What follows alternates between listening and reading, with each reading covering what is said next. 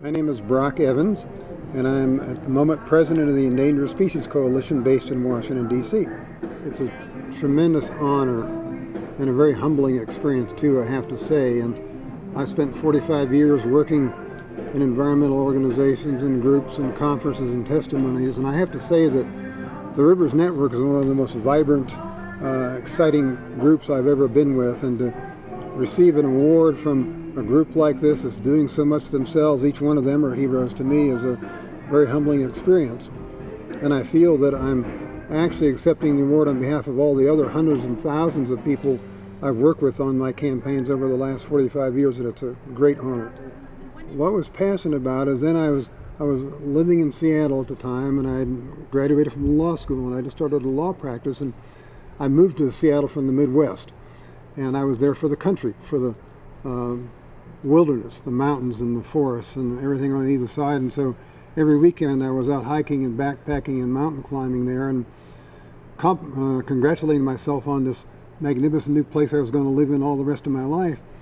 And then one day I went up one of my favorite trails that I'd been a year before, and I noticed alongside on the great big trees, I was enchanted with the forest, the Northwest Forest. There's nothing like it. The trees 8 feet thick and 100 feet, 200 feet high and 1,000 years old. And I saw a little yellow sign on one of the trees and said, "Clear-cut boundary, U.S. Forest Service." And I was stunned.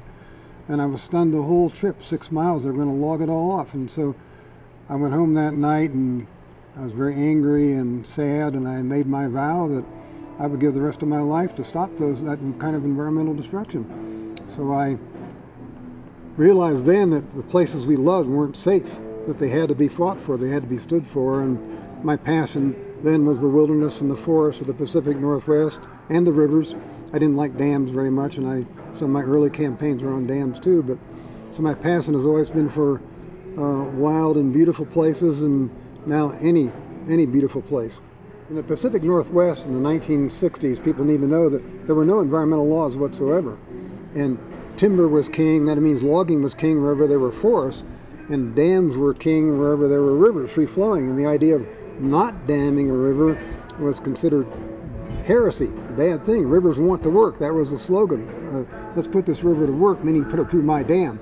So at that time there was one magnificent, about 120-mile stretch of the Middle Snake River flowing through a deepest gorge in North America called Hell's Canyon. And that was about the only part of the Snake that hadn't been dammed yet. This is a 1,000-mile long river, and there it was. And what happened there was it was considered hopeless to save. The only issue was who was going to build it or not, and it was that way.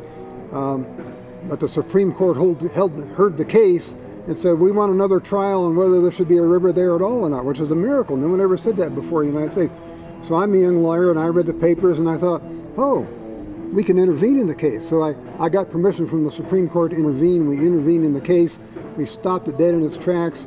We raised a national cause and a national issue about it, and got so much political support. It took 8 years, but so much political support that we were able to pass legislation that I helped draft to ban the dams forever, and now it's the Hell's Canyon National Recreation Area, 700,000 acres. But that's how it began.